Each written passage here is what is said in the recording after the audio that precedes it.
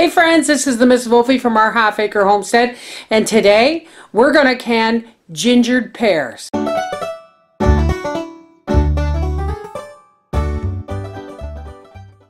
Okay, first off, I've made my light syrup with 2 cups of organic sugar and 4 cups of our spring-fed well water.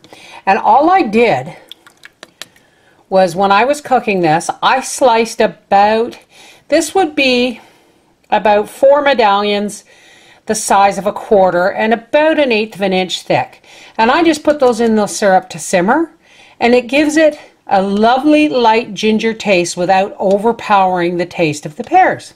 Okay, let's start working on our pears. I have a bowl here of water with lemon juice in it, and I don't have a melon baller, but I have these lovely round spoons that one of my wonderful YouTube family sent me, and this works just as well.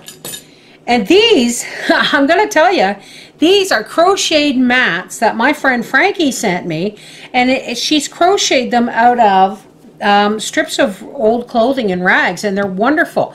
And why I have them under this is a juicy job, and a tea towel just isn't enough, but these are wonderful because they can be a hot pad, or you can use them to like sop up the juice, and then they can go right in the wash. Great job, Frankie. So I'm going to take the end off my pear. Let's take both ends off.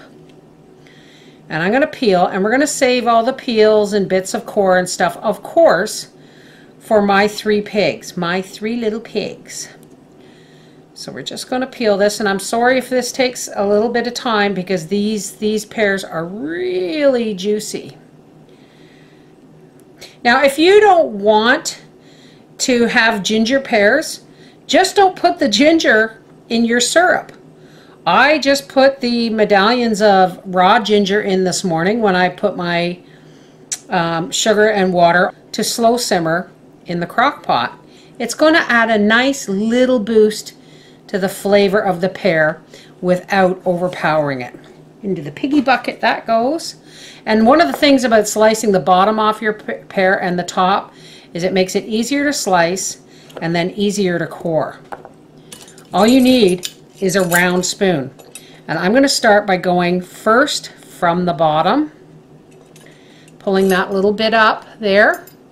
And then when I get to the core part, I'm just going to go around both ways like that, but not all the way around because I'm going to pull that bit of fibrous stem out. Just like that. Isn't that lovely? Alright, when I get these all done and ready to go in the canner, we'll be back. Okay, there's our canner with the water in it and a rack in the bottom. Here's our lids that have been sitting in hot water. Here's our ginger syrup, our washed, rinsed, and baked jars. They were baked at 215 degrees for 15 minutes. And here's our pears. Let's get started. Okay, so we're just, and what I did was I didn't, actually I'm going to make a liar out of myself. I realized at the last minute that I didn't want to put half pears in pint jars, so I went ahead and quartered them.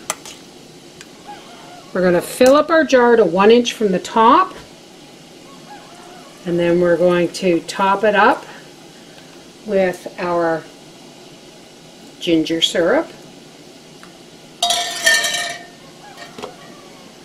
and then we're going to debubble, of course, running around the outside and just down in the center.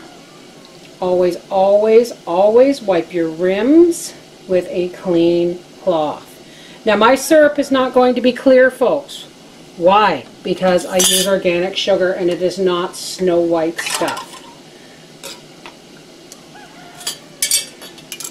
And into the canner this goes.